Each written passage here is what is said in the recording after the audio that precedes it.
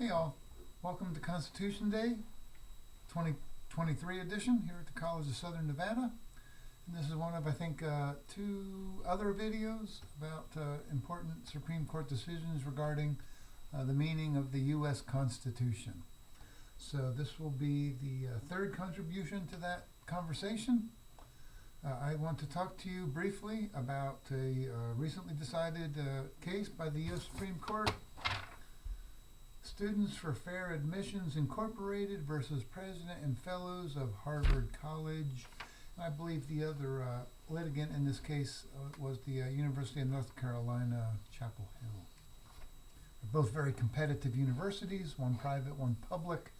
And they have an admissions process in which the vast majority of applicants do not get in because so few slots are available and so many people apply. And both of these very fine universities have been taking race into account in admissions. All right. Consistent with decisions by the U.S. Supreme Court dating back to the Bakke case from, 1979, in which the court said, used in a very narrow and limited way, it's okay. It is not in violation of the 14th Amendment's Equal Protection Clause. And the court effectively reiterated that view over the decades. Some various versions of that argument. This most recently decided case goes the other direction. I would say that from Bakke forward, right up until 2023, the court allowed the limited use of race as a factor in admissions. This decision narrows that dramatically, although it doesn't eliminate the use of race completely, but it dramatically narrows it to a very small keyhole. All right, so the court arrives at this decision. It's 6-3. Right, the court currently 6 Republicans, 3 Democrats, and it breaks out along exactly those lines as you might expect. Right, one of those contentious issues. The 14th Amendment, right, uses relatively broad language. No state shall deny to any citizen equal protection of the law. Equal protection could mean a number of different possible things, right? So it's one of those open-ended amendments that admits of a range of interpretations. This is a shift for the court in terms of how they understand that language in the context of race-based admissions processes at universities. Chief Justice John Roberts writes the majority opinion, and he says, in terms of summarizing where the court comes out, eliminating racial discrimination means eliminating all of it, right? Whether that's sort of societal discrimination, private discrimination, public discrimination, discrimination by a university, all of it has to go. Although I might suggest, right, the problem with that logic is, you are getting rid of, if you consider race-based admissions by universities to be discrimination, you are largely getting rid of that, but perhaps problematically, you're not really getting rid of those other forms of discrimination. We do have anti-discrimination laws on the books, right, like the Civil Rights Act of 1964, Title VII, Title IX, Title VI, right? Under that language, right, all forms of racial discrimination are prohibited, but of course, right, the reality is that there is ongoing racial discrimination that these laws, unfortunately, don't stop. Because no law, right, completely changes human behavior. So I guess right there I would say that strikes me as a bit problematic that the court, right, is saying we need to eliminate all forms of discrimination, including this form. But I'm like, okay, you are getting rid of that form by and large, but you're not really getting rid of the other forms. And that's the argument in a way, right? If you favor taking race into some account in admissions, you would say that's a necessary counterbalance to the reality that there's ongoing structural forms of racial discrimination that sadly our anti-discrimination laws have not fully solved. Right? So that would be a critique of the court's analysis.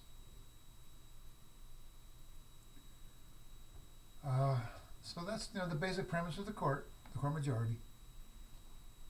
They also reference repeatedly a decision reached by the court about 20 years ago, Grutter v. Bollinger, And in that one, Senator Day O'Connor, writing for the majority, as sort of a compromise position, said, okay, we're going to narrowly approve the use of race in admissions for now, but it is the expectation of the court that in 25 years, race will no longer need to be taken into account in admissions processes. Right, so for the court majority, that's definitive, right? That the court said in 2003, you have 25 years, the clock is ticking, and after that you can no longer take it into account, right? Albeit the dissent points out, and I might note, that's not quite what Justice Senator Day O'Connor said in Grutter, right? She said, it is the expectation of the court that in 25 years, race will no longer be necessary as a factor in admissions. The expectation, right? Sometimes your expectations are met, and sometimes they're not met.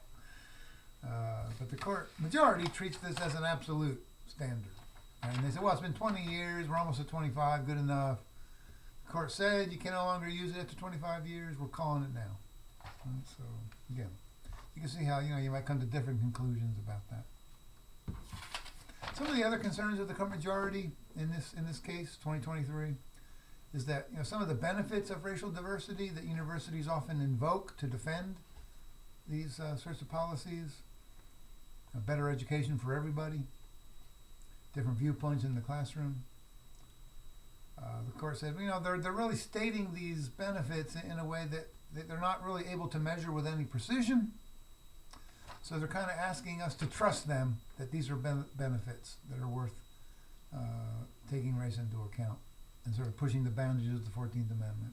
And the court says, we're no longer going to trust you, right?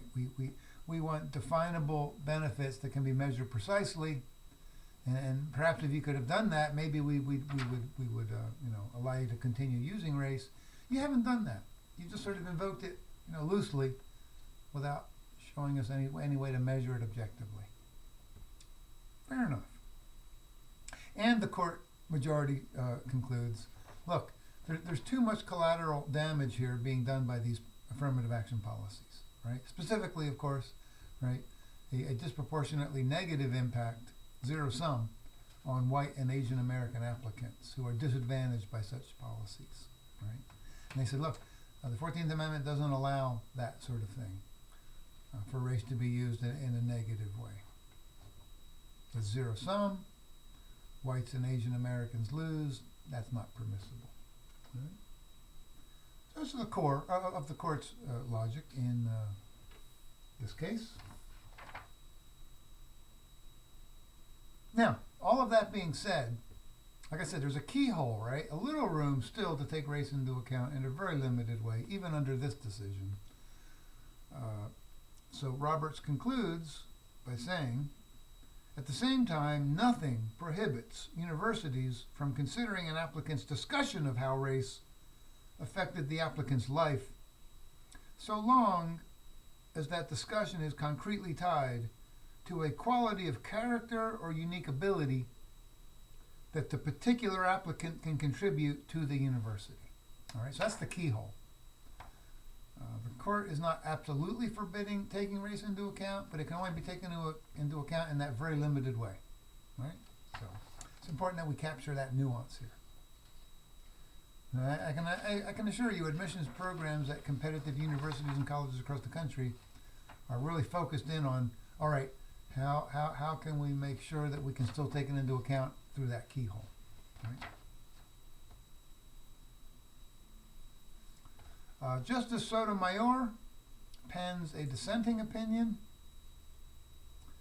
which is increasingly common these days, right? Because it's so hard for the court to achieve unanimity on contentious issues when it's 6 Republicans, 3 Democrats, right? We're polarized in general as a nation. We're polarized on the court. Right, Sonia Sotomayor defends race-based affirmative action programs, thinks that this case was wrongly decided, that the court misreads the 14th Amendment. Right? Because their argument is, look, the 14th Amendment was designed to help promote racial equality and a level playing field. And she said, as I've suggested, right, there are ongoing racial discrimination issues in our society, both structural and personal, that anti-discrimination laws have not gotten at, And this is a necessary counterbalance to that to create a level playing field. And the court is being willfully naive if they're suggesting that we are now a colorblind society in which racial discrimination no longer takes place. Right? And they're fixing, in a sense, one part of the equation but not the other part. And she said we can't eliminate racial discrimination unless we can eliminate it on both ends of that spectrum.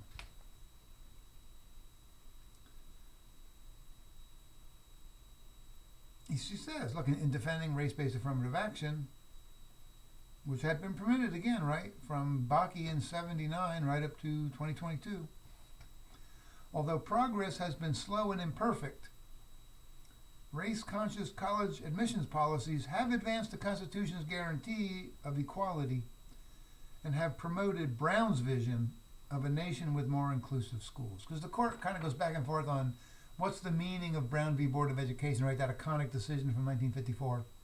What's the meaning of that for this, right? And conservatives are arguing it means you have to be race neutral and colorblind.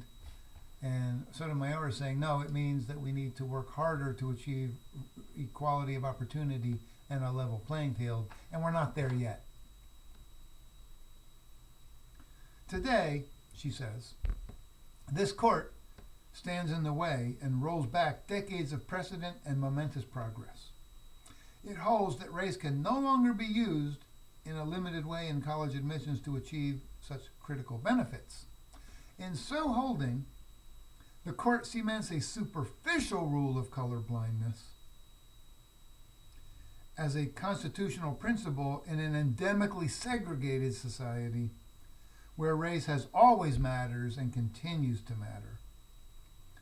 The court subverts the constitutional guarantee of equal protection by further entrenching racial inequality in education, the very foundation of our democratic government and pluralistic society.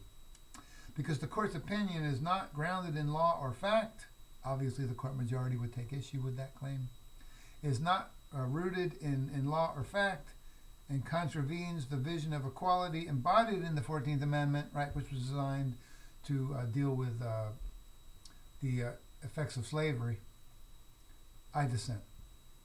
So there you have it, right? The court's most recent contribution to this ongoing conversation over the meaning of the Equal Protection Clause in the context of race-based forms of affirmative action, right? Because this was narrowly applicable to race and admissions decisions at colleges and universities, public and private.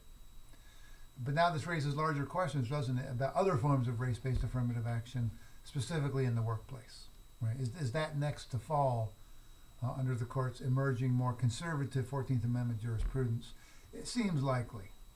It seems likely. But yet to be seen, right? I mean, look, if you're an employer and you have various race-based affirmative action policies and things like promotions and hiring decisions, you could still argue, right? Well, that decision on higher education does not apply to the workplace specifically. And you'd be on firm ground in making that argument.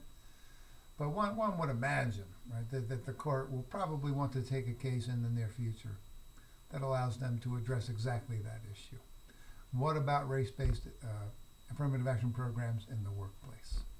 So that may be next to go based on the instant decision that I've just talked about. Thanks all for hanging out with me for a little while here. Constitution Day 2023, College of Southern Nevada. Take care. Be safe.